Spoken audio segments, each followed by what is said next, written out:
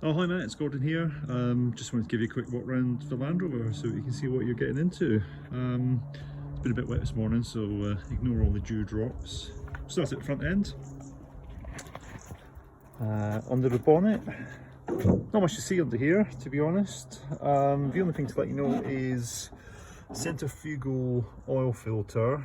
One of the bolts has threaded, so it's been held on by an extra nut underneath. I've got a spare oil filter housing which I'll put in for you if you want to change it. It's been like that for about 10,000 miles, but I did buy a spare. I've never got around to putting it on. Front end wise, fairly okay. There's a bit of black tape on here. I haven't been brave enough to look underneath to see what's there. I assume the bumper is broken, but to be fair, it blends in quite well and can't really see any difference. No major cracks or marks on the windscreen. There's no major dents or major scrapes anywhere. There's a couple of little things I'll point out as we go along. The tyres, BF Goodrich all-terrain tyres. I haven't taken them off-road yet, but we've got quite a lot of tread, probably about 8 mil or so I guess, on there. All the wheels are mostly okay from a distance. A bit of polishing might help. I'll put the roof rack on for you. I'll bolt it on before we go anywhere. It's got blacked out windows, which are mostly okay. A couple of little nicks in them, but you know, presentable. Roof racks have started to corrode a little bit, you can see that. So if I was keeping it, I would just go over that with a bit of hammerite, to be honest, and tidy it up. Back wheels, yeah, still plenty of tread on there.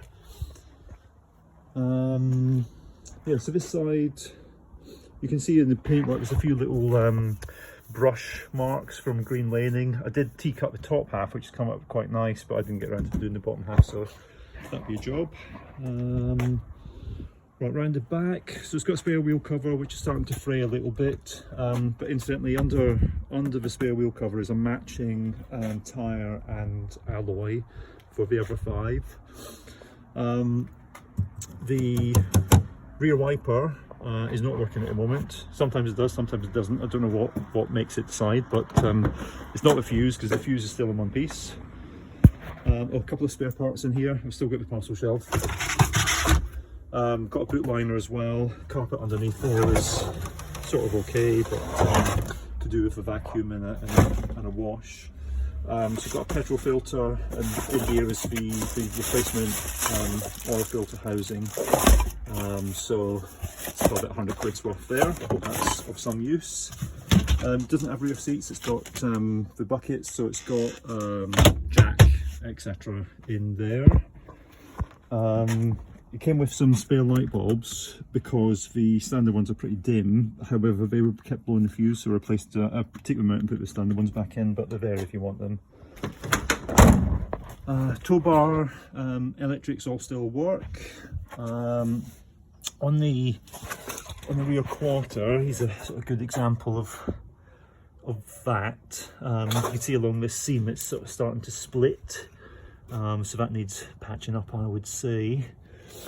I think that's the worst thing I'm sort of worried about. Paintwork wise, a couple of little, you know, very light scratches. What else have we got on here? Oh, on the back window there is a small mark on the privacy glass, on the privacy film. Again, alloy and tyres, quite a lot of tread on that one. Back seat, hardly used to be honest. Mats are in good order. Carpets are dry at the moment, but they do sometimes get wet. I think I mentioned there's no rust at all on this. This is still original, I think.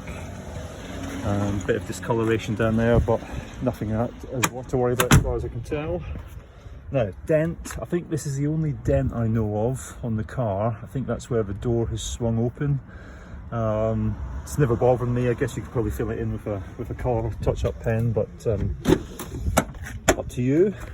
So driver's side, seats are in pretty good nick apart from a slight bit of wear just there, but it's still nice and solid, comfortable, dry, all that sort of stuff. High range, low range works works well. Seems to work going easier if you're moving. Handbrake's good. I replaced the stereo with one with a little screen on it. I did have a backup camera attached to it, but it stopped working, so I took it off. No sunroofs, as you can tell, so the headline is still pretty much okay. Starting to sag a little bit, but not so you should notice. It's got these heavy duty rubber mats all around, which tend to trap the moisture underneath, which is great. Can't think of anything else I need to tell you in here.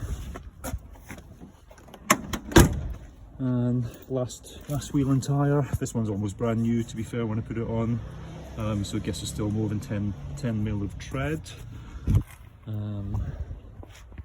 So that's it. I'll just quickly show you the other set of spare wheels and tyres that come with it, which are in the garage. Here they are. So we've got 4 of these general grabbers. I think they're the same wheels as on the Discovery already, but you can see where the black stuff is rubbed off. It doesn't affect tyre in there, but it's not very attractive looking, so I want to replace them. But these are still also very good on tread. I'd say there's about 8 millimeters probably. That one's almost brand new, it's probably 10 mil. That one's about 8, and that one's about 10 as well. And that was a 5th, which is a completely not matching tyre. It's a Michelin. However, that was underneath the wheel cover and didn't see it. So that's about the size of it. I don't think I've got anything else to tell you that you don't already know. So any questions, give me a shout. Cheers.